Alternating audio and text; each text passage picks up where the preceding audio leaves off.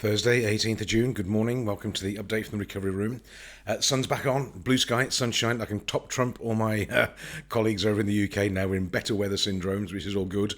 And I saw a post on LinkedIn, and someone was putting up a question around leadership and what's it take to be a good leader and a good manager. And one of the responses came back was it's all about employee empowerment and happiness and satisfaction, and what they say about you when you're not in the tea room. They have to be sort of highly respectful and likable and all that sort of thing. And I'm not sure that I agree with that. I remember when I was a young manager walking around a big warehouse, and I was new to the operations role. And we're walking around, and being shown the security office and the racks and the fork trucks, all that sort of thing. And my manager took me into one of these side rooms. He said, "Look," he said, "you know when you've arrived when they write graffiti about you on the toilet walls." I thought, crikey, what's that mean? He said, "You're not here to be popular. You're here to make a difference. You're here to look after the business and make sure it works and flows." He said, "Yes, you've got to be good to people, human, and you've got to be professional and kind, but you're not here to be popular. You're here to make a difference and look after the shareholders." And that's one of the key differences, I think, is as in a leadership role. If you're a director of a business, remember that it's the shareholders that hire you, not the employees. And one of the challenges, I think, is for leaders, they're pressed or trained into wanting to have to be popular and liked and bring cakes for everybody and make the tea and sit down and sing Kumbaya on a Friday afternoon. And yeah, well, great, good, that's okay. Providing that delivers great shareholder value and moves the business forwards, life's good, go for it. But sometimes as a leader, rather than a manager, as a leader, you have to take tough decisions. Yeah, I was speaking to somebody during the week over a GoToMeeting call, and they have to make some people redundant, and that's tragic. It's one of the outcomes of the COVID situation. Their business is not where it should be, had to make people redundant. He's really concerned about it, and rightly so. Not a nice thing to do, but as a leader, you have no choice. You have to look after the shareholders, and you have to look after the business and continuity. And sometimes being a leader means you've got to make decisions that people don't like. And so when they're in the coffee room without you there, they're going to talk about you in slightly negative terms.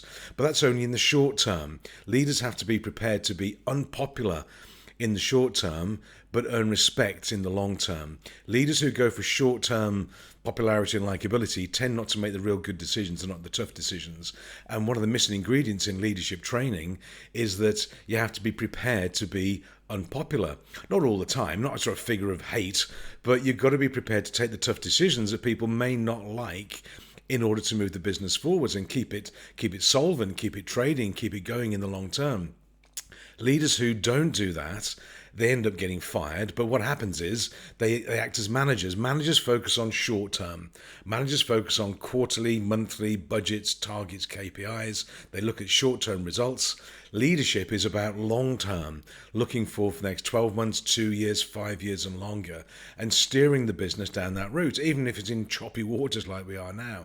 So I think one of the myths of leadership, and certainly leadership training and development, is that you've got to be popular and liked. If you are popular and liked, well, that's a bonus, but it's not the primary focus. The primary focus is shareholder value and return, longevity of the business and stability and growth and profitability. And if that means that the people can come with you on the journey, fantastic. But it may mean that sometimes you're not going to take everybody on the journey with you. You're going to have to make some decisions around pay, conditions, structure, shift working, location, whatever it is, acquisitions and mergers. You're going to start making some decisions that will be not popular with people. So if you're in a leadership position or looking to go into a leadership position, and don't just promote your best manager to be a leader, it's a different skill set. Managers have to be leaders and leaders have to be managers to a degree. But when you look at pure leadership and pure management, it's a different skill set. So be careful if you're looking for a leadership role or moving up the greasy pole. Be aware, the higher up you go, the less popular you may become because of the decisions you have to take, not because you want to, but because you have a legal responsibility to for a start. So in terms of leadership, be prepared to have people write graffiti on the toilet door for you and get used to it, get over it if you have to, but don't be afraid of making those tough decisions that are in the best interest of the business that may have short-term negative consequences on the team as well. Now, you may make some decisions in the business which have short-term very positive effects on the team as well, and absolutely fantastic, that's great. But it's not all you have to do. You're not there just to make happy decisions, you have to make tough ones as well, especially in the situation we're in right now.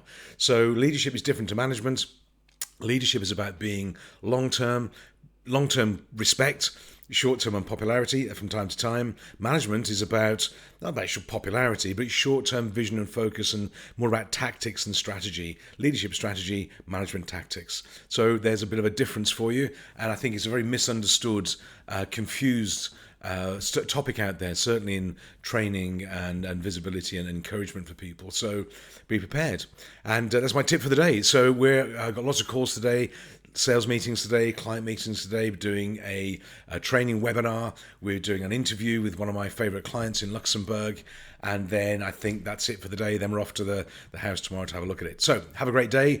I'll catch you tomorrow. Remember the difference between management and leadership. You're not paid to be popular. You're paid to be effective. I remember I went, just very quick, I went to a BNI meeting years ago, and I asked one of my clients who was there with me, could you do me a little testimonial? I think it'd be something very positive. And he did. He stood up and he said, working with Dave is great. It's been transformative in my business, all this sort of thing, all good. He said, but having Dave around, he said, it's like taking a laxative. And I thought, oh, goodness me, what's he going to say now?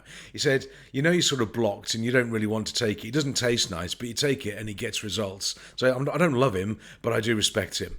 I thought, okay, well, great. Thanks for that. That's very good. That's as good as a testimonial got. Same with leadership, I'm afraid. So on that note, have a great day. I'll catch you tomorrow, and stay away from people. See you then. Bye for now.